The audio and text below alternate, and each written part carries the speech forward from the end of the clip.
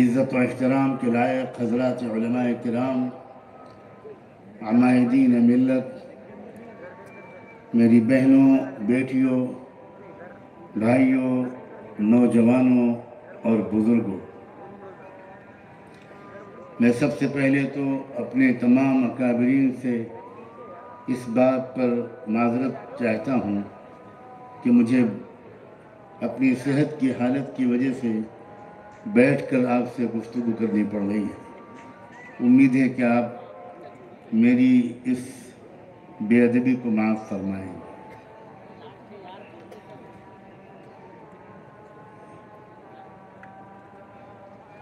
حالات کو دیکھنے کے دو رخ ہوتے ہیں۔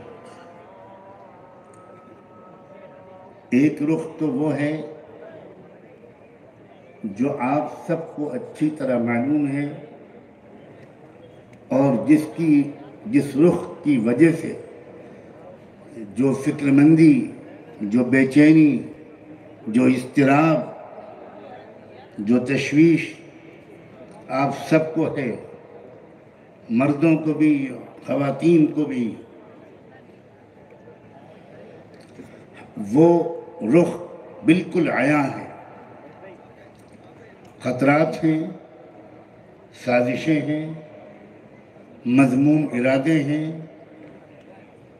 جانیں لی جا رہی ہیں، مکانات، دکانیں بلڈوز کیے جا رہی ہیں، عزتیں لوٹی جا رہی ہیں، جیل بھر رہے ہیں، اور قوم کو نہیں، قوموں کو مایوسی اور خوف میں مبتلا کرنے کی بھرپور کوشش کی جا رہی ہے۔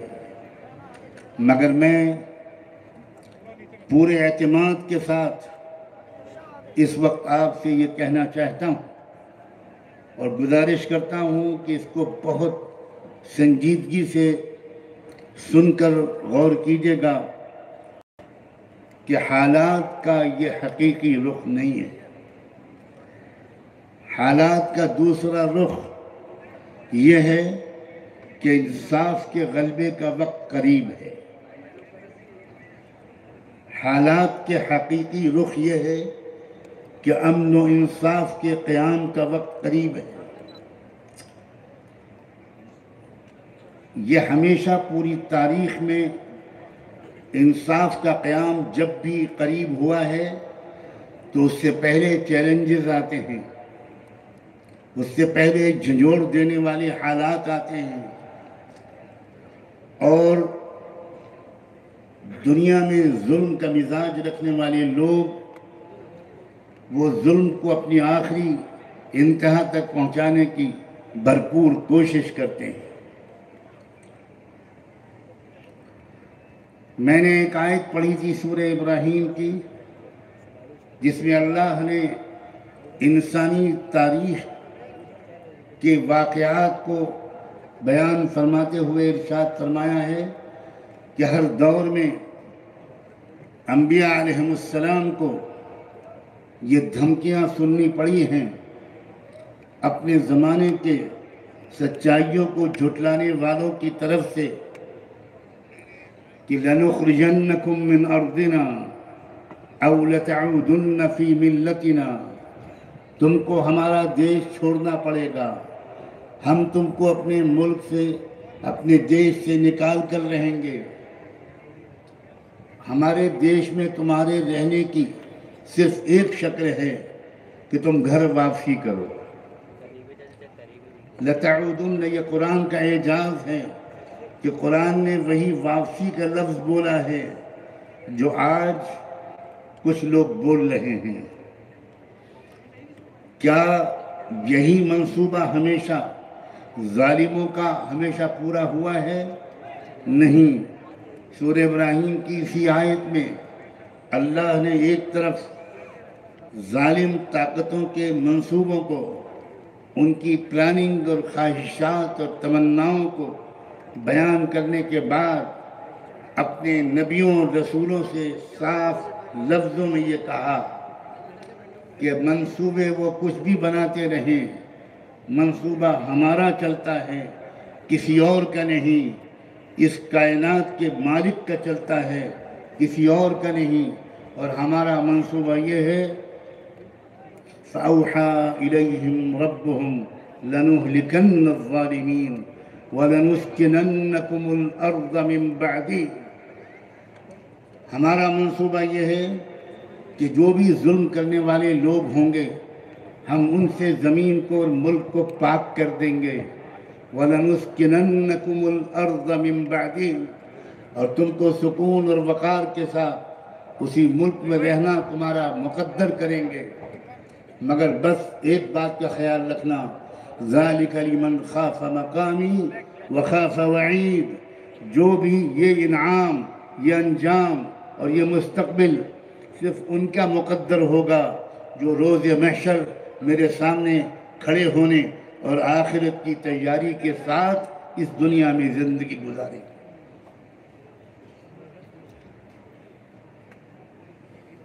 پورے یقین کے ساتھ میں آپ سے کہنا چاہتا ہوں کہ صورتحال کا یہ پہلو سامنے رکھیے، رات کا اندھیرا جب بہت بڑھتا ہے، ہاتھ کو ہاتھ سجائی نہیں دیتا، تو اس کو دیکھ کر دو قسم کے تاثرات قائم ہوتے ہیں۔ کچھ لوگ گھبرانے لگتے ہیں، اندھیرا بہت چھا گیا، اب کیا ہوگا، اور کچھ اور لوگ ہوتے ہیں زیادہ تجربے کار، زیادہ سمجھدار، وہ یہ کہتے ہیں کہ اندھیرے کے قریب ہونے کا مطلب یہ ہے کہ صبح روشن قریب ہے۔ اگر یہ حالات نہ ہوتے، اگر کچھ عقل کے دشمنوں نے، اگر انصاف کے دشمنوں نے اس ملک میں ظلم کا ننگا ناچنا نہ شروع کیا ہوتا، تو کیا آج کربلا کا یہ میدان، تاریخ ساز کربلا کے میدان کی یاد دلا رہا ہوتا؟ قتل حسین اصل میں مرگ یزید ہے، اسلام زندہ ہوتا ہے ہر کربلا کے بعد۔ میں آپ کو ڈرانے نہیں، خوشخبریاں سنانے آیا ہوں۔ میں آپ کو بہت ہی محتاط لفظوں میں، بہت مثبت اور پازیٹیو انداز سے کچھ مثبت علامتیں بتاتے ہوئے آپ کو کچھ پریکٹیکل مشورے دینے کے لیے حاضر ہوا ہوں۔ خطرات سے آگاہ کرنے کا کام میرے پیشرو فاضل مقرروں نے، جن میں بڑے فاضل علماء بھی، جن میں زندہ دل نوجوان بھی، انہوں نے وہ فرض ادا کر دیا۔ اب آخر میں جس طرف آپ کی توجہ کو موڑنا چاہتا ہوں، اور جو ایک بہت بڑی مثبت علامت حال میں سامنے آئی ہے،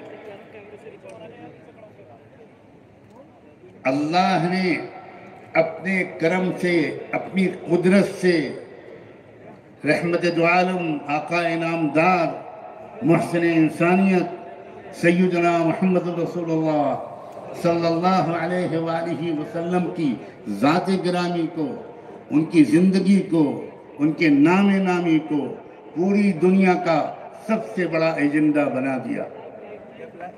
یہ اللہ کی قدرت ہے۔ پوری دنیا کا میڈیا، پوری دنیا کے اخبارات، پوری دنیا کے مفکرین و مدبرین، پوری دنیا کے اہل قلم، پوری دنیا کے پالیسی میکرز، پوری دنیا کے ممبران پارلیمنٹ، یہاں تک کہ اقوام متحدہ اور سلامتی کونسل کے سوچنے سمجھنے والے لوگ، وہ اس وقت ایک ہی ذات کے متعلق اپنے خیالات کا اظہار کرنے پر مجبور ہیں، اور وہ ذات ہے سیدنا محمد رسول اللہ۔ آپ ذرا مثبت انداز سے حالات کو سوچنے کی عادت ڈالیے۔ یاد رکھیے، یہ منفی جو نیگیٹو حالات ہیں، ان کے پیچھے ایک زبردست پازیٹیو تصویر چھپی ہوتی ہے۔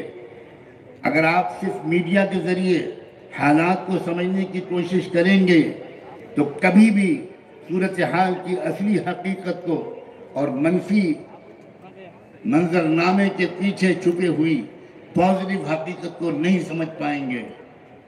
ہم کروڑوں بلینز آف ڈالرز خرچ کرتے تو ہم پوری دنیا کے لوگوں کو ایک رات میں، ایک دن میں محمد الرسول اللہ کی شخصیت کا نام لینے کی طرف متوجہ نہیں کر سکتے تھے۔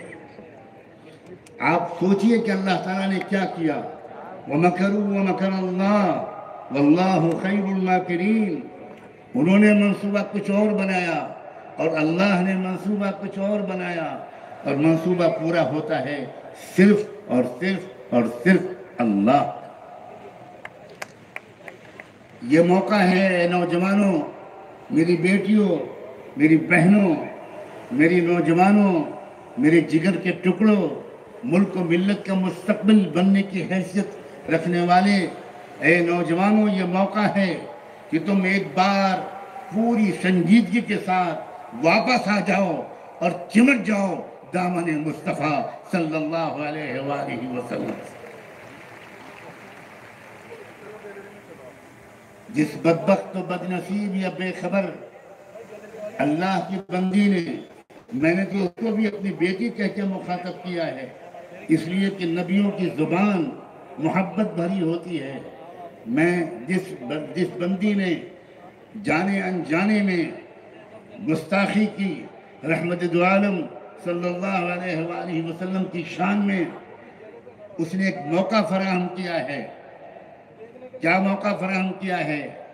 ان کروڑوں مسلمانوں کے لیے جو غلطی سے ابھی تک محمد الرسول اللہ کی زندگی سے، ان کی شخصیت سے، ان کی سیرت و کردار سے، ان کے درد و غم سے، ان کے پیغام سے، انسانیت کے لیے ان کی محبت سے، ان کے عدل و انصاف سے، ان کی سخاوت سے واقف نہیں تھے۔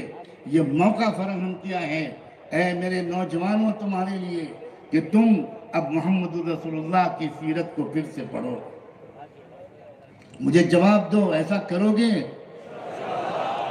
کیا اس بات پر شرمندگی نہیں ہے کہ واقعی ہم بھی محمد الرسول اللہ کی ذات سے ویسی وابستگی، ویسا تعلق، ویسی عملی فالوئنگ، ویسا علم، ویسی واقفیت، ان کی زندگی، ان کے اخلاق و کردار، ان کے جذبات، ان کی آرزوئیں، ان کی تمناؤں سے، ان کے شب و روز کے معمولات سے ہم بھی اتنے واقف نہیں ہیں جتنا واقف ہونا چاہیے۔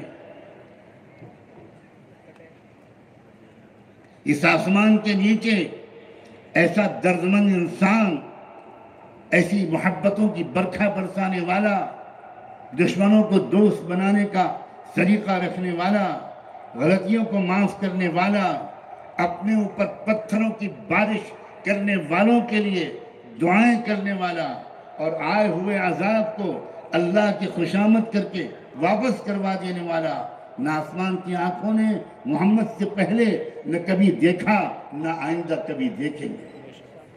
مگر کیا نوجوانوں، برا نہ ماننا، تمہاری عزت ہماری عزت ہے، برا نہ ماننا، کیا ہم محمد الرسول اللہ کی زندگی پر عمل کر رہے ہیں؟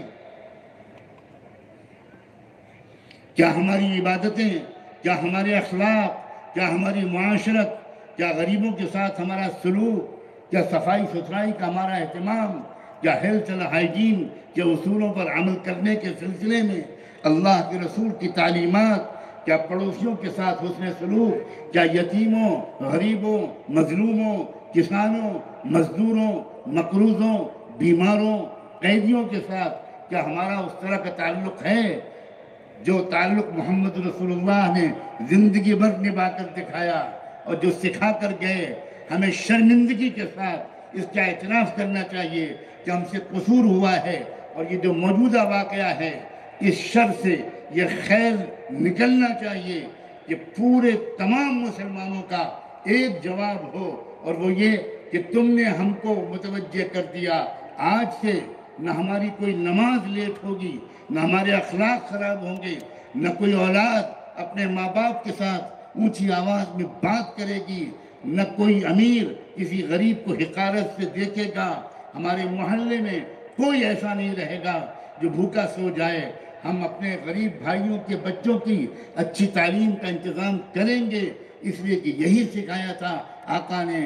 ہم اپنے بھوکے پیاسے لوگوں کو کھلائیں گے اور پلائیں گے، ان کی خدمت کریں گے، اور اس میں دھرم اور ذات کا کوئی بھید بھاؤ نہیں کریں گے۔ جیسے رحمت دو عالم نے کسی کے ساتھ بھید بھاؤ نہیں کیا تھا، وہ رحمت للمسلمین نہیں تھے، وہ رحمت للعالمین تھے۔ یہ بھی ہو سکتا ہے کہ آپ موجودہ حالات کا جواب صرف غصے بھری تقریروں سے دے دیں اور نعرے لگا کر دے دیں اور احتجاج کر کے دے دیں، یہ بھی ہو سکتا ہے۔ اور یہ بھی ہو سکتا ہے کہ آپ اس کا جواب اس طرح دیں کہ رات کے اندھیرے میں میں اپنی بیٹیوں سے بھی کہہ رہا ہوں، بہنوں سے بھی کہہ رہا ہوں، بھائیوں اور نوجوانوں سے بھی کہہ رہا ہوں، اس طرح بھی آپ موجودہ حالات کا جواب دے سکتے ہیں کہ رات کے اندھیرے میں آپ چپ چاپ جانماز بچھائیں، جانماز نہ ہو تو پھٹے ہوئے بورے کو بچھائیں، اور اس کے بعد اللہ کے سامنے توبہ کی نیت سے سجدہ کریں اور درود شریف کی تسبیح پڑھیں، اللہ کے رسول، اہل بیت اطہار، صحابہ کرام، امہات المومنین، ان کو یاد کریں اور ان سے کہیں ہم آپ سے معافی مانگتے ہیں، شاید ہماری وجہ سے آپ بدنام ہو رہے ہیں، آج سے ہم آپ کو بے آبرو نہیں ہونے دیں گے۔ اور یہ بھی عجیب قدرت کا اعجاز ہے کہ ایک صرف رسول اللہ کا نام نہیں لیا گیا، اہل بیت اطہار میں سے، خانواد نبوت میں سے ایک پاک دامن خاتون کا بھی نام لیا گیا۔ ہمارے مولانا نے ابھی ازواج مطہرات کا جس عظمت و احترام کے ساتھ تذکرہ کیا، اس نے میرے ذہن کو اس طرح متوجہ کیا۔ یہاں جو بہنیں اور بیٹیاں بیٹھی ہیں، میں ان سے بھی خاص طور پر کہہ رہا ہوں، یہ وقت ہے کہ ام المومنین سیدہ عائشہ کی پاک دامن زندگی اور انسانیت پر ان کے احسانات، علم کے پھیلانے کے سلسلے میں ان کی خدمات، ان کی وفاداریاں، ان کی جرت، ان کی بہادری، ان کی عفت و پاک دامنی، ہماری ایک ایک بیٹی اپنا آئیڈیل بنا لے سیدہ عائشہ صدیقہ رضی اللہ تعالی عنہا کو، سیدہ فاطمہ زہرا بطول رضی اللہ عنہا کو۔ یہ موقع ہے، آپ یہ رخ بھی دے سکتے ہیں موجودہ حالات کا، کوئی قانون آپ کو اس رخ کے دینے سے نہیں روک سکتا، یہ موقع ہے۔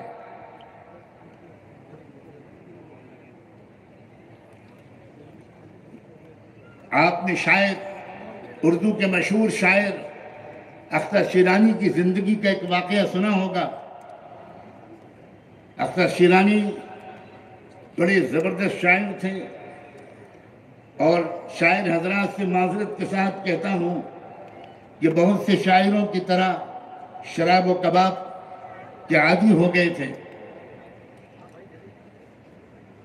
ایک دن شراب کے نشے میں چور بیٹھے ہوئے تھے، زبان لڑکھڑا رہی تھی، ہوش جا چکا تھا، اور سنا ہے کہ جب کسی کے دماغ پر نشہ طاری ہوتا ہے، کوئی نشے میں مخمور ہو جاتا ہے، تو اپنے کو اپنی دنیا کا سب سے بڑا آدمی سمجھنے لگتا ہے۔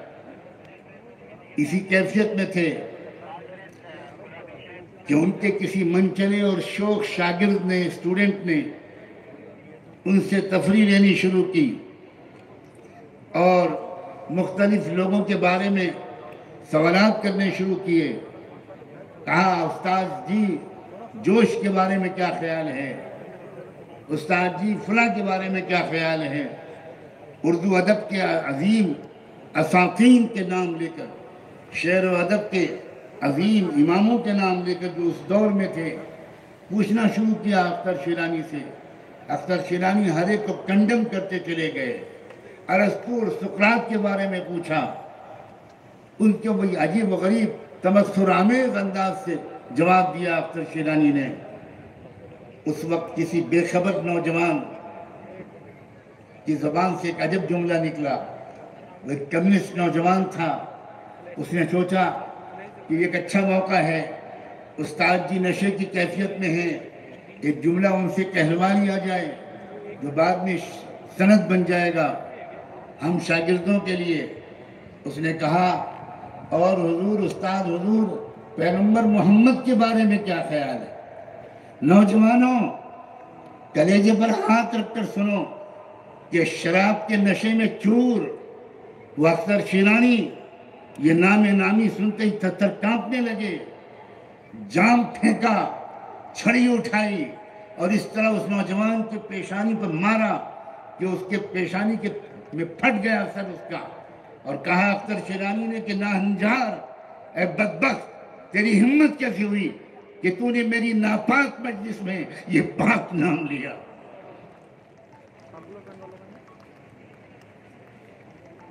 اس کے بعد اٹھے، نکل گئے مجلس چھوڑ کر اور کمرہ بند کر لیا، غسل کیا، کپڑے بدلے، جانماز بچھائی اور کہا اللہ آج میری وجہ سے آپ کے حبیب، آپ کے محبوب، وجہ تخلیق کائنات سید البشر کا نام بدنام ہوا ہے۔ مجھ سے بڑھ کر روئے زمین پر کوئی گنہگار نہیں ہے، بار الہ مجھے معاف کر دے، آج سے میں وعدہ کرتا ہوں کبھی شراب کو منہ نہیں لگاؤں گا۔ اور سوانح نگار اختر شیرانی کے سوانح نگاروں نے لکھا ہے کہ اس کے بعد سے مرتے دم تک شراب کو ہاتھ نہیں لگایا اور ایک اچھے مومن بن کر دنیا سے رخصت ہوئے۔ یہ بھی ایک طریقہ ہے، ان چیلنجز کو قبول کرنے کا یہ بھی ایک طریقہ ہے۔ یہ جلسہ خالی سیاسی جلسہ ہرگز نہیں ہے، یہ جلسہ ایک اصلاحی جلسہ ہے، یہ جلسہ ایک تعلیمی جلسہ ہے، یہ جلسہ ایک تربیتی جلسہ ہے، یہ جلسہ ایک ایجوکیشن کی روح لیے ہوئے ہے۔ اور میں آپ کے اس جذبے کو، اس ادب کو، اس سلیقے کو، اس وقار کو اور عشق رسول کی اس آگ کو جو آپ کے سینے میں بھڑکی ہوئی ہے، میں اس کو سلام کرتا ہوں۔ ایک طریقہ یہ ہے اس گستاخی اور بدبخت اور بدزبان لوگوں کی اس حرکت کا جواب دینے کا، وہ یہ کہ thank you nipple Sharma and thank you, تم نے ہمیں جگہ دیا، تم نے ہمارے ٹوٹے ہوئے رشتے کو جوڑ دیا۔ اب ہم صحابہ اور اہل بیت امہات المومنین اور محمد رسول اللہ کے قدموں کے نشانوں پر سروں کے بل چلیں گے۔ اب ہم غریبوں کا خیال کریں گے، اپنی شادیوں میں پیسہ خرچ نہیں کریں گے، ہم غریب بیٹیوں کی شادیوں میں پیسہ خرچ کریں گے، ہم اچھی تعلیم کے دلانے پر پیسہ خرچ کریں گے، ہم ان تمام حرکتوں سے باز آئیں گے۔ میں لوگوں میں معذرت کے ساتھ کہتا ہوں، حکومت کو اور سیاسی پارٹیوں کو برا بھلا کہہ دینا یہ کوئی مشکل کام نہیں ہے، لیکن اپنے سماج کی خرابیوں کو برسر عام محبت کے ساتھ ٹوکنا، اس کا رواج ختم ہو گیا۔ ابھی 2-2.5 مہینے پہلے کی بات ہے، حیدرآباد شہر کے ایک مسلمان جن کو اللہ نے مال سے نوازا، انہوں نے اپنی بیٹی کی شادی میں 16 کروڑ روپے خرچ کیا۔ آپ نے سنا کتنا خرچ کیا؟ جواب دیجئے۔ 16 کروڑ روپیہ۔ اور پھر کیا ہوا؟ انہی سیٹھ صاحب نے اپنی فیکٹری کے اندر ایک چھوٹی سی مسجد بنائی تھی، اس مسجد کے امام صاحب کی بیوی کی طبیعت خراب ہوئی، وہ امام صاحب اپنے سیٹھ صاحب سے ہفتے 10 دن کی چھٹی لے کر اپنی بیوی کی دیکھ بھال کے لیے گاؤں گئے۔ بیوی کی طبیعت زیادہ خراب تھی، ان کو آنے میں 2-4 دن دیر ہو گئی۔ وہ 2-4 دن دیر کے بعد جب امام واپس آئے تو انہی سیٹھ صاحب نے، جنہوں نے اپنی بیٹی کی شادی پر 16 کروڑ روپیہ خرچ کیا تھا، انہی صاحب نے امام صاحب کی تنخواہ میں سے 4000 روپے کاٹ لیے۔ یہ اسلام ہے؟ ایسے انسان کو مسلمان کہنا کیا ممکن ہے؟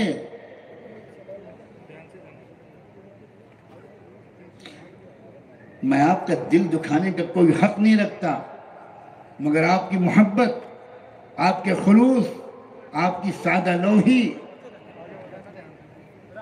اس کی وجہ سے میں جرأت کرتا ہوں اور اپنا آپ کا حق سمجھتا ہوں اور اپنا فرض سمجھتا ہوں کہ ہم اپنے بھی گریبان میں جھانک کر دیکھنے کی عادت ڈالیں کہ ہمارے درمیان وہ اتحاد، وہ وحدت ملت، وہ اتحاد فکر ہے جو ہونا چاہیے؟ کیا یہ حقیقت، یہ تلخ حقیقت صحیح نہیں ہے کہ اگر کچھ احمق بیوقوف اور ظالم لوگوں نے زمین تنگ نہ کی ہوتی تو آج کربلا کا میدان بھی تنگ نہ ہوتا، ہم اور آپ یہاں نہ ہوتے؟ ہم جو اکٹھا ہو رہے ہیں، ہر جگہ ہمارے اندر ایک بے چینی ہے، اس بے چینی کے پیچھے آپ سمجھیے، اسی لیے میں نے وہ آیت پڑھی تھی کہ عَسَىٰ أَن تَكْرَهُوا شَيْئًا وَهُوَ خَيْرٌ لَكُمْ، ہو سکتا ہے کہ کوئی صورتحال یا کوئی چیز تم کو بہت ناپسند ہو مگر وہ تمہارے لیے بہت مفید ہو، اور ہو سکتا ہے کہ کوئی چیز اور کوئی صورتحال تم کو بہت پسند ہو مگر وہ تمہارے لیے نقصان دہ ہو۔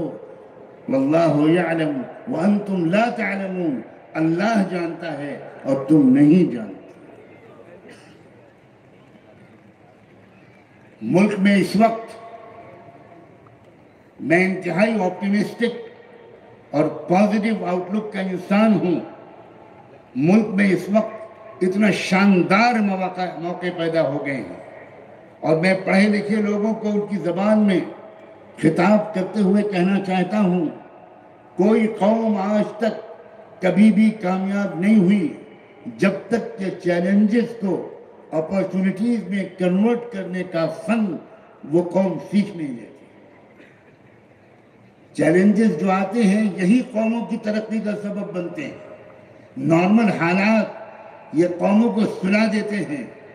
چیلنجز جب آتے ہیں، اگر صحیح قیادت مل جائے، اگر صحیح لیڈرشپ مل جائے اور قوم اس صحیح لیڈرشپ کی قدر کر لے، قوم اگر اس پازیٹیو رہنمائی کی قدر کر لے، تو پھر یقین رکھیے وہی چیلنجز اس قوم کی ترقی کا سبب بنتے ہیں۔ جاپان کی ترقی، آپ جنرل نالج کے اگر اسٹوڈنٹ رہے ہیں تو پڑھیے وہ جاپان جو نیوکلیئر حملے سے پہلے تھا اور وہ جاپان جو نیوکلیئر حملے کے بعد ہوا۔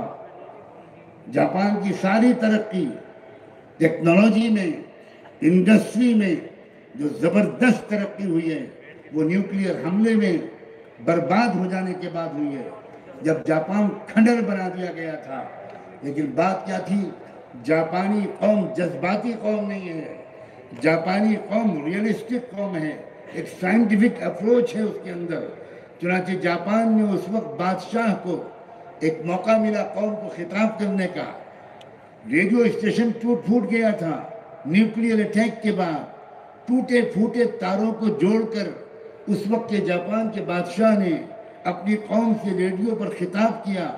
7 منٹ کا خطاب تھا اور اس بادشاہ نے اپنی قوم سے صرف اتنا کہا، آج ہم عہد کرتے ہیں۔ کیا آپ بھی دہرائیں گے یہ جملے؟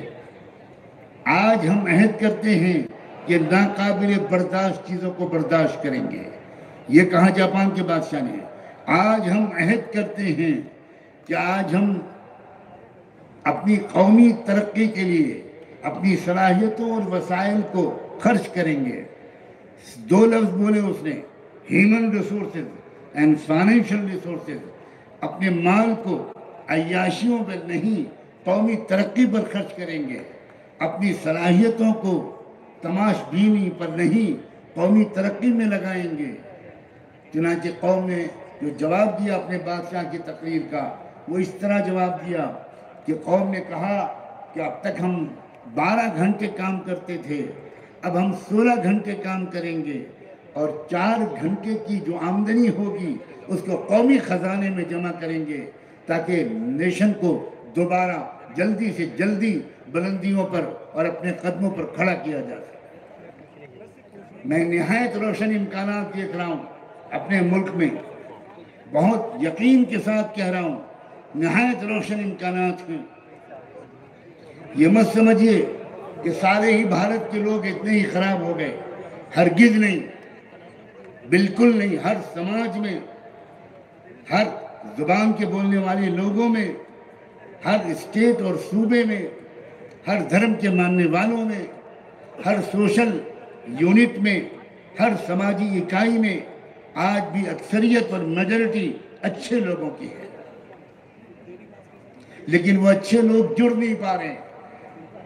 جے پور کے جواں ہمت اور جواں عمر ان ذمہ داران کو، جن حضرات نے اتنے بڑے جلسے کا ایک بیڑا اٹھایا، چند دنوں پہلے مجھ سے ان کی ملاقات ہوئی بامبے میں ایک میٹنگ کے دوران۔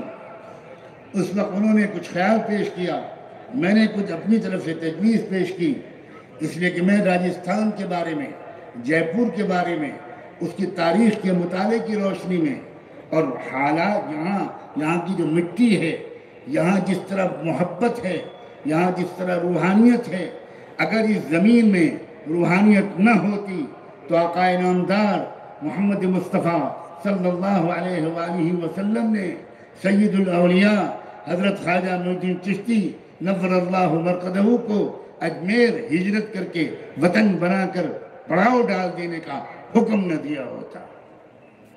اس زمین میں روحانیت ہے، اس زمین میں سخاوت ہے، اس زمین کے اندر بہادری ہے، اس میں جذبات ہیں، اس میں محبت ہے، اور میں امید کرتا ہوں شاید آج کا یہ جلسہ بہت سے جلسوں کی طرح ایک وقتی جلسہ بن کر نہیں رہے گا، بلکہ ملک میں امن و انصاف کے قیام کی ایک منصوبہ بند جد و جہد کا نقطۂ آغاز بنے گا۔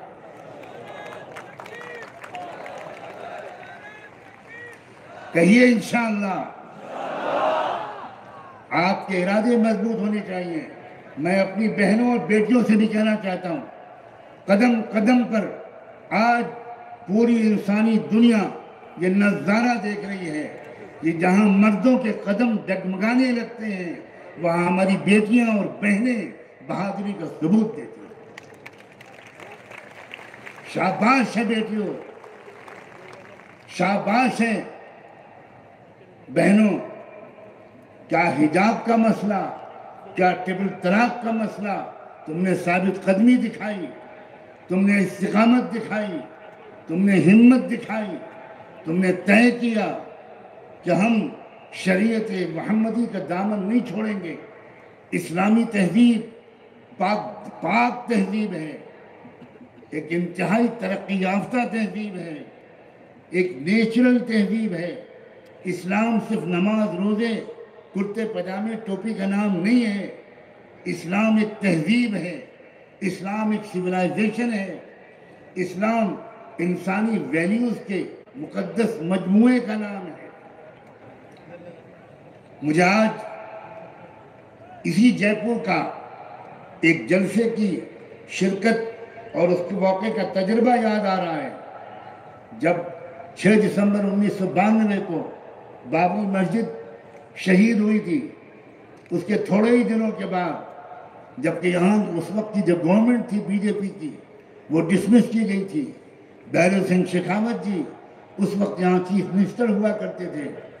اس وقت پورے ملک میں تناؤ کا ماحول تھا، نفرت کا ماحول تھا، خوف کا ماحول تھا۔ یہاں سے کچھ لوگ لکھنؤ آئے میرے پاس اور انہوں نے کہا کہ ہم ایک جلسہ سیرت کرنا چاہتے ہیں، آپ کو بلانے کے لیے آئے ہیں۔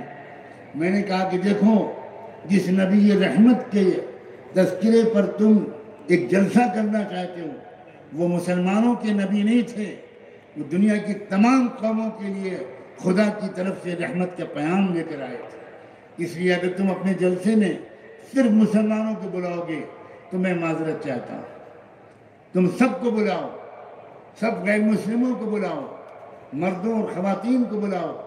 اگر لوگ نہیں آتے تو تمہاری ذمہ داری نہیں ہے، لیکن تمہاری طرف سے عام دعوت اور پکار ہونی چاہیے۔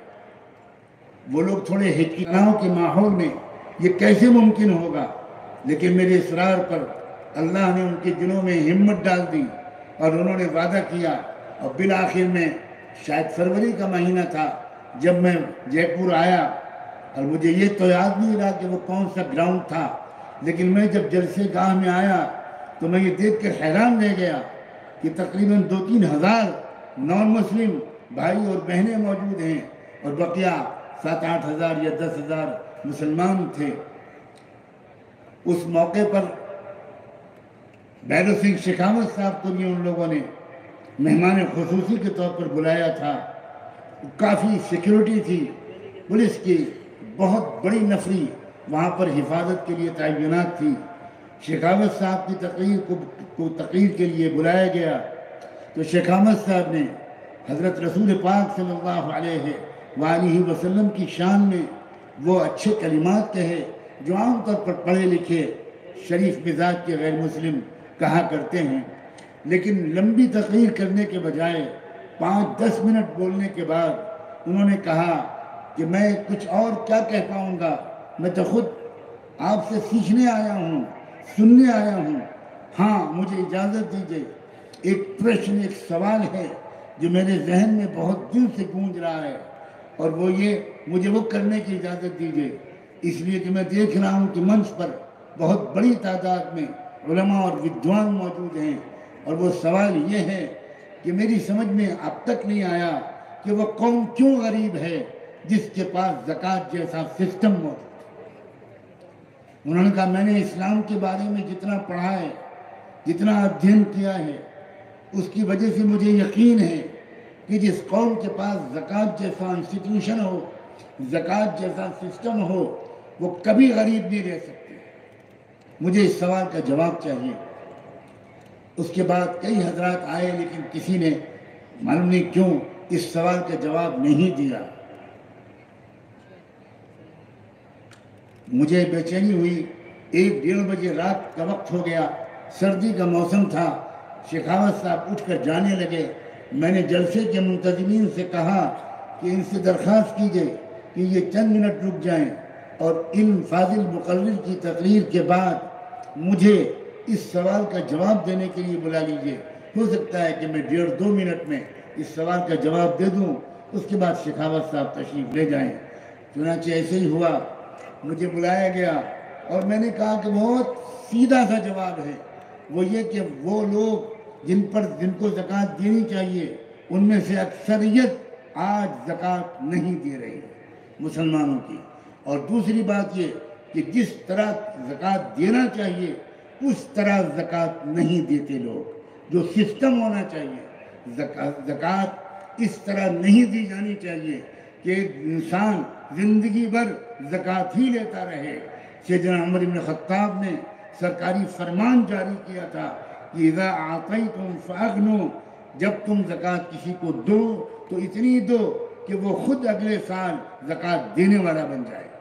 اپنے پیروں پر لوگوں کو کھڑا کرو، امپاورمنٹ کا مسئلہ ہے۔ یہ ہے وجہ مسلمانوں کی غربت کیا۔ تو جب میں نے یہ بات پوری کی تو تقریباً 1.5-2 منٹ 2.5 منٹ ہوئے ہوں گے، میں بات پوری کر کے پیچھے ہٹنے لگا۔ شیخاوت صاحب نے منتظمین سے کہا کہ اگر آپ نعمانی صاحب ہی کو پوری تقریر کرنے دیں تو میں ان کی پوری تقریر سن کر ہی جاؤں گا۔ اس کے بعد میں نے اپنا کلیجہ نکال کے رکھ دیا، کیا کہا میں تو اس وقت اس کو نہیں دہرا سکتا، وقت اجازت نہیں دیتا۔ میں نے اس میں یہ کہا کہ شیخاوت صاحب، جس محبت سے آپ نے یہ سوال کیا تھا، اسی محبت سے میں آپ سے ایک سوال کرتا ہوں۔ اگر آپ کو اس بات پر یقین ہے کہ زکوٰۃ بھارت کی غریبی کو دور کر سکتا ہے یہ سسٹم، تو پھر آپ اس سسٹم کو کیوں نہیں اپناتے؟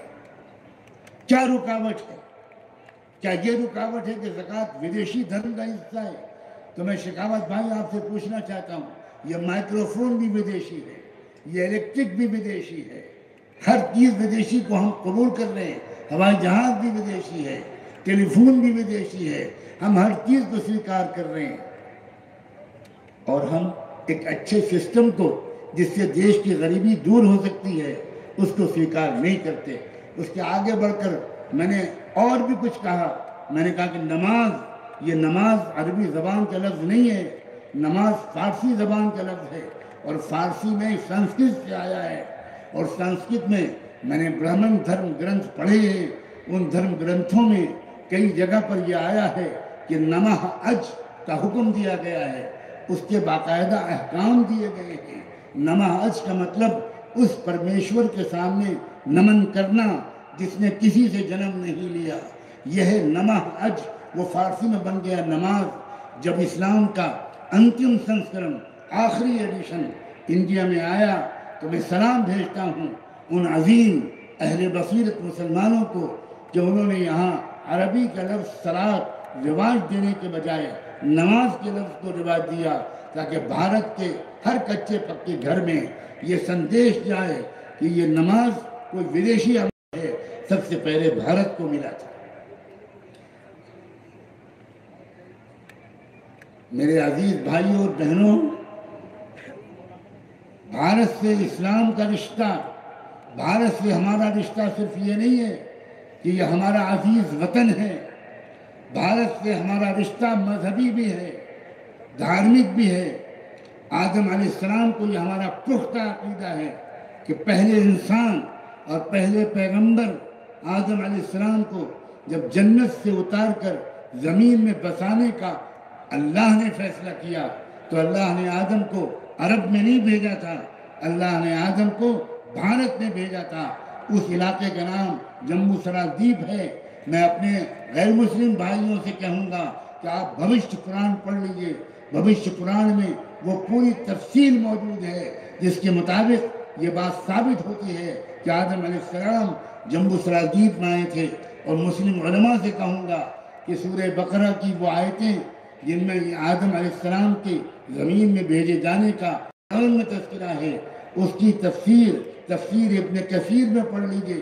ابن کثیر نے بے شمار سندوں کے ساتھ یہ بات ثابت کی ہے کہ آدم علیہ السلام سرزمین ہند میں اترے تھے.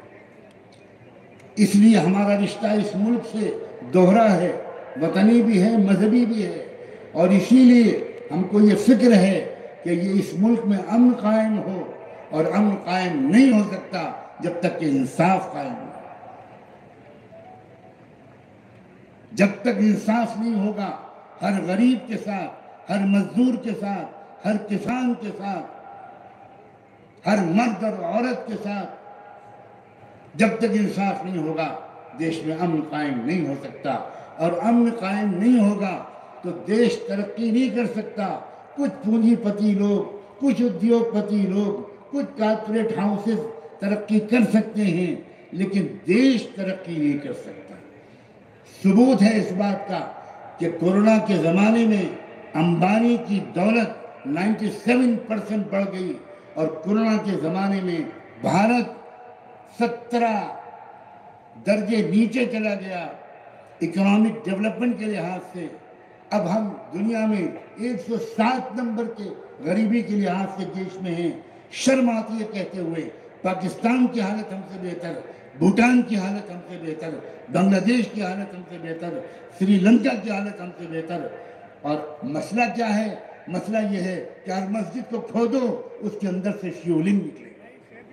شرم آتی ہے، شرم آتی ہے واقعی. یہ کون سی سطح ہیں؟ یہ کس سطح پر لوگ گر گئے ہیں؟ میں ان کو سمپردائکتا نہیں کہتا، میں اس کو کمیونزم نہیں کہتا، میں اس کو دماغی دیوالیہ پن کہتا ہوں. یہ انٹلیکچوئل بینکرپسی ہے، یہ کوئی دماغی بیماری ہے. اور ابھی کسی نے کہا تھا کہ راجہ خاموش ہے، یاد آیا؟ اور اس پر تعجب کا اظہار کیا تھا. مجھے اس تعجب پر تعجب ہے. راجہ پلیئر نہیں ہے، ٹیم کا کوچ ہے، اور کوچ گول نہیں مارتا. کوچ گول مارنے والوں کو گول مارنے کا طریقہ سکھاتا ہے.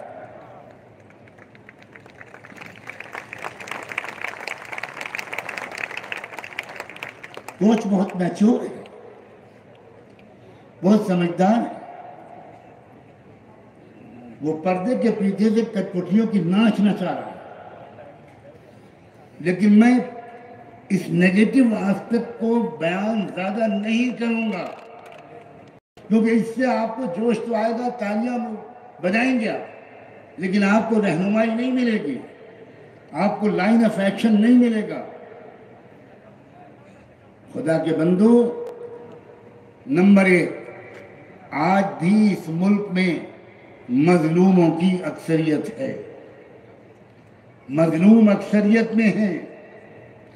اب تک یہ مظلوم الگ الگ لڑائی لڑ رہے تھے اپنے ادھیکاروں کی۔ خدا بھلا کرے کچھ بیوقوف لوگوں کا کہ انہوں نے ان مظلوم لوگوں کے اکٹھا ہونے کا انتظام کر دیا۔ اب بھی یہ مظلوم اگر اکٹھا نہیں ہوں گے تو پھر بیوقوف ادھر بھی اور بیوقوف ادھر بھی۔ مظلوموں کو اکٹھا ہونا چاہیے۔ اور میں پھر مبارکباد دیتا ہوں کہ اس جلسے کے آرگنائزرز نے صرف مسلمانوں کو اس جلسے میں نہیں بلایا، صرف مسلمان اسپیکرز اور مقرروں کو نہیں بلایا، کاش کہ اور بھی زیادہ بڑی سنکھیا میں ہوتے، لیکن ایک مجبوری ٹائم کی بھی ہے۔ گرمی کا موسم ہے، دن میں جلسہ کر نہیں سکتے تھے، شام کے وقت میں لیمیٹیشنز ہیں کہ 10 بجے سے آگے بڑھ نہیں سکتے۔ اس لیے جن بھائیوں نے یہاں نمائندگی کی، یہ اکیلے ایک نہیں ہیں، یہ لاکھوں بلکہ کروڑوں کی تعداد میں جاٹ سماج کی نمائندگی، گجر سماج کی نمائندگی، او بی سی سماج کی نمائندگی، شیڈول کاسٹ سماج کی نمائندگی، شیڈول ٹرائب سماج کی نمائندگی، اور کاش کہ جو 2-4 سماج اور رہ گئے ان کی نمائندگی بھی ہوتی۔ کیا آپ آئندہ ایک موقع ایسا اور فراہم کریں گے حافظ منظور صاحب اور مفتی اخلاق صاحب کو اور ان کے ساتھیوں کو کہ دیش بھر کے مظلوموں کے رہنماؤں کو آپ یہاں جمع کریں؟ راجستھان اس ملک کی سوکھی کھیتی کو سیراب کرے گا۔ کہا جاتا ہے کہ راجستھان ڈیزرٹ ہے، کہا جاتا ہے کہ راجستھان میں پانی کی کمی ہے، کہا جاتا ہے کہ راجستھان میں بہت ریگستان ہے، مگر آج سے 1400 سال پہلے بھی ریگستان ہی سے پوری دنیا میں ٹھنڈی ہوا چلی تھی، وہیں سے بہار کا موسم آیا تھا پوری دنیا میں۔ اور اسی لیے میں پھر یہ امید کرتا ہوں اور اسی امید پر اپنی اس بات کو مکمل کرتا ہوں کہ آپ ایک منظم گروہ بنیے، کراؤڈ بن کر ایک بار بھیڑ اکٹھا ہو جانے سے کام نہیں چلے گا۔ آپ اپنی زندگی کا پلیز میرے نوجوان بچوں اور بچوں سے کہہ رہا ہوں، میں کیسے بتاؤں کہ میرے دل کو تم سے کتنی محبت ہے۔ کاش کے وقت میں گنجائش ہوتی تو میں تم میں سے ایک ایک کے گھر کے دروازے پر آتا اور فقیروں کی طرف صدا لگا کر باہر کھڑا انتظار کرتا، اور میں جب تم باہر نکلتے تو میں تم سے کہتا کہ میں ہاتھ جوڑ کر یہ فقیر تمہارے دروازے پر اس لیے آیا ہے کہ اپنے ٹائم کو ویسٹ مت کرو۔ رات میں 12، 1، 2 بجے تک آپ موبائل سے کھیلتے رہو، باہر نوجوان باہر 4-6 دوستوں کے ساتھ باتیں کرتے رہے، ہوٹل آباد رہے۔ اس طرح آپ ترقی یافتہ قوم نہیں بن سکتے، اس طرح آپ مضبوط قوم نہیں بن سکتے۔ اپنی ٹائم کو بچائیے، اپنی انرجی کو سیو کیجئے۔ ایک ایک منٹ قیمتی ہے، ایک ایک سیکنڈ قیمتی ہے۔ ایک بامقصد قوم بنیے، مطالعہ کیجئے، جنرل نالج بڑھائیے، اپنی پولیٹیکل نالج بڑھائیے، سوشل ریلیشنز کو وسیع کیجئے، ایڈمنسٹریشن کو اپنائیت کی نظر سے دیکھیے۔ میں سچ کہتا ہوں اور واللہ کسی بناوٹ کے بغیر کہتا ہوں، مجھے اتنا دکھ ہوتا ہے اس ملک کی بدامنی کی وجہ سے، چند بدماشوں کی بدماشی کی وجہ سے، لا انفورسنگ ایجنسیز میں کام کرنے والے ہمارے بھائی اور بہن، پولیس کے ہمارے بھائی اور بہن تپتی ہوئی دھوپ میں ڈیوٹی دیتے ہیں، ان کو صبح کا ناشتہ دوپہر تک نہیں ملتا، دوپہر کا کھانا رات تک نہیں ملتا۔ میں جے پور کے ڈسٹرکٹ ایڈمنسٹریشن کے ایک ایک آفیسر، ایک ایک آفیشل، پولیس کے ایک ایک کرمچاری، ایک ایک کانسٹیبل بھائی، ایک ایک بہن، ان سب کا شکریہ ادا کرتا ہوں کہ آپ نے اتنے عظیم شان اجلاس کی پرمیشن دی۔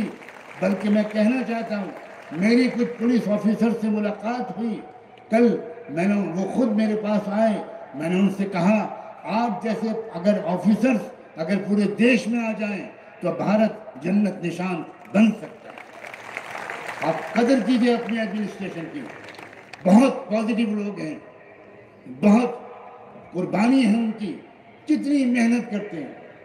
آپ کو میں کیا بتاؤں، میں اس پہلو پر ہمیشہ بہت نظر رکھتا ہوں۔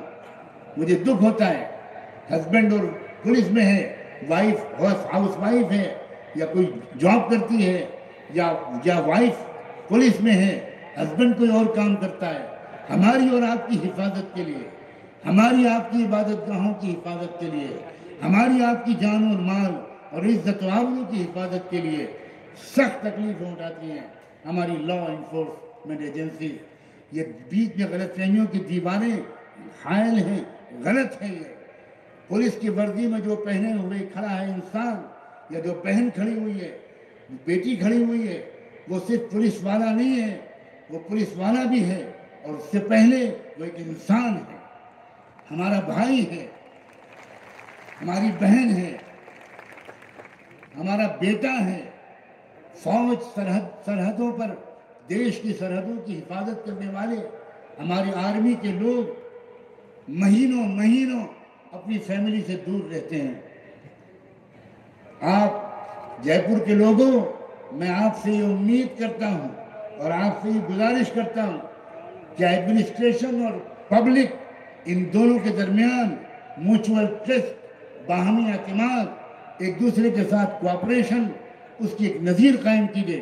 اور میں اس اعتبار سے ہمارے حافظ منظور صاحب، مفتی اخلاق صاحب اور ان کے اور تمام اور ساتھیوں کو دلی مبارکباد دیتا ہوں کہ انہوں نے نہایت پازیٹیو مائنڈ سیٹ کے ساتھ سب کو اعتماد میں لے کر یہ شاندار جلسہ سجایا ہے۔ اللہ ان کی عمروں میں برکت دے۔ اے نوجوانوں، تمہیں نہیں معلوم، تم سو رہے ہوتے ہو اور میرے جیسے کتنے علماء اور بوڑھے تہجد کے وقت میں تمہاری حفاظت کے لیے رو رہے ہوتے ہیں۔ تمہیں نہیں معلوم، واللہ تمہیں نہیں معلوم۔ ابھی پچھلے چند دنوں پہلے اسی بیمار حالت میں میں مکہ و مدینے گیا، سرور کائنات کے روضے پر حاضر ہو کر میں نے پوری ملت اسلامیہ ہندیہ کی طرف سے، مسلمانوں ہند کی طرف سے بارگاہ نبوت میں صلاۃ و سلام پیش کرنے کے بعد یہ مصرع عرض کیا کہ اے خاصان رسل وقت دعا ہے، اے خاصان رسل وقت دعا ہے، امت پہ تیری آ کے عجب وقت پڑا ہے۔ بچیوں، حجاب پر فخر کرو، حجاب پر ناز کرو۔ مجھے وقت نہیں ہے ورنہ میں کہتا، یہ حجاب اور یہ پردہ یہ بھی بھارتیہ سنسکرتی کا اٹوٹ حصہ ہے، اور وہ بھارتیہ سنسکرتی پورے دیش نے چھوڑ دی، اشلیل مغربی پچھمی سنسکرتی کو اپنا لیا، سوائے راجستھان کے۔ یہاں کی بہت سے سماج کی عورتوں نے آج بھی گھونگھٹ نہیں چھوڑا، آج بھی اپنا گھونگھٹ نہیں چھوڑا۔ میں پوچھنا چاہتا ہوں کہ جو اڑپی، میسور اور بنگلور کی لڑکیوں کے حجاب کھینچ رہے ہیں، وہ آئیں راجستھان اور راجستھان کی ان مہیلاؤں کا گھونگھٹ اتار کر دیکھیں۔ یہ کیا اندھیر نگری ہے۔ راجستھان کی عورتوں، کاش کہ میرا یہ پیغام راجستھان کی مہیلاؤں تک، ان تمام بہنوں تک جنہوں نے آج تک اپنی گھونگھٹ نہیں چھوڑی، یہ میرا پیغام پہنچے کہ تم گھونگھٹ مت چھوڑنا، یہ بھارتیہ سنسکرتی کا اٹوٹ حصہ ہے۔ اور اس کی دلیل یہ ہے، شاید آپ لوگوں نے رامائن پڑھی ہو، یا کم سے کم شاید رامائن کا سیریل دیکھا ہوگا۔ میں نے رامائن پڑھی ہے، میں اس کا سین یاد رکھتا ہوں کہ جب شری رام چندر جی بنواس سے واپس آئے تھے تو اس وقت ایک جشن منایا گیا تھا ان کے سواگت کے لیے، اور اس وقت ان کے بھائی لکشمن کو کہا گیا، وہاں پر 14 عورتیں کھڑی ہوئی تھی، لکشمن جی سے کہا گیا کہ یہ لے مالا ہار اپنی بھابھی سیتا کے گلے میں یہ ہار پہناؤ۔ تو وہ لکشمن جی آگے بڑھے اور سر جھکائے کھڑے رہے۔ لوگوں نے کہا دیر ہو رہی ہے، جلدی سے سیتا بھابھی کے دل کے گلے میں اب یہ مالا پہناؤ۔ تو لکشمن جی نے سر جھکائے ہوئے جواب دیا، کوئی مجھے بتائے تو کہ ان مہیلاؤں میں میری بھابھی ہیں کون؟ تو لوگوں نے ان سے کہا، آپ 14 سال اپنی بھابھی کی رکشا میں یہاں رہے ہیں اور آپ کو آج تک نہیں معلوم کہ آپ کی بھابھی کون ہے؟ تو لکشمن جی نے کہا تھا کہ اگر میں نے کبھی ان کے چرنوں سے اوپر دیکھا ہوتا تو میں تو پہچانتا، میں نے کبھی اپنی بھابھی کے چرنوں سے اوپر نظر نہیں اٹھائی۔ مسلمان بہنوں اور بیٹیوں، کسی انفیریٹی کمپلیکس میں مبتلا مت ہونا۔ تمہارا تعلیم حاصل کرو مگر پاک دامن رہو۔ تمہیں دیکھ کر کوئی لڑکا سیٹی نہ بجائے، تمہیں دیکھ کر کوئی یہ نہ کہے کہ تم بازاری عورت ہو، تمہیں دیکھ کر یہ کہے کہ یہ شریف گھر کی لڑکی ہے، ہم اس کو نہیں چھیڑ سکتے۔ یہ قرآن نے بتایا، پردے کی فلسفی بتائی ہے، لِكَيْ يُعْرَفْنَ فَلَا يُؤْذَيْنَ، تاکہ وہ پہچان لی جائیں کہ وہ شریف زادیاں ہیں۔ میں آخر میں آپ سب کا شکریہ ادا کرتا ہوں کہ آپ نے مجھ بیمار کو یہ موقع دیا کہ میں کچھ درد دل آپ کے سامنے کہہ سکوں، اور میں اس بات پر بھی معذرت کرتا ہوں کہ میرے پیشر و فاضل مقررین نے مجھ پر بہت ہی احسان کرتے ہوئے اپنے اپنے وقت گفتگو کو مختصر رکھا، اور ہر ایک کا گویا اصرار یہ تھا کہ تمہیں ذرا ہم سب کی نمائندگی کرتے ہوئے تفصیلی بات کرنی ہے۔ خدا کرے کہ میری زبان سے کوئی ایسی بات نہ نکلی ہو جو اس نمائندگی کے شائن شان نہ ہو۔ آپ سب کو مبارکباد، آپ سب کو سلام، آپ سب کا شکریہ، اور اس بات کی دلی دعا کہ دونوں جہان کی خوشیاں ہم سب کے نصیب میں لکھی جائیں۔ وآخر دعوانا ان الحمدللہ رب العالمین۔ ابھی بالکل تشریف رکھیے جب تک جلسے کا انتظام نہ ہو جائے، اور خدا کے انتہائی خاموشی کے ساتھ ذکر کرتے ہوئے، درود شریف پڑھتے ہوئے واپس جائیے۔ کوئی شور ہنگامہ نہ ہو، کہیں پر کوئی شرارت نہ ہو۔ ہمارے پولیس کے بھائیوں کو بھی یہ میسج جائے، یہ ہیں آرگنائز لوگ، یہ ہیں دیش کے وفادار۔ دعا ہوگی، سب تشریف رکھیں، 2 منٹ تشریف رکھیں، دعا کے بعد یہاں سے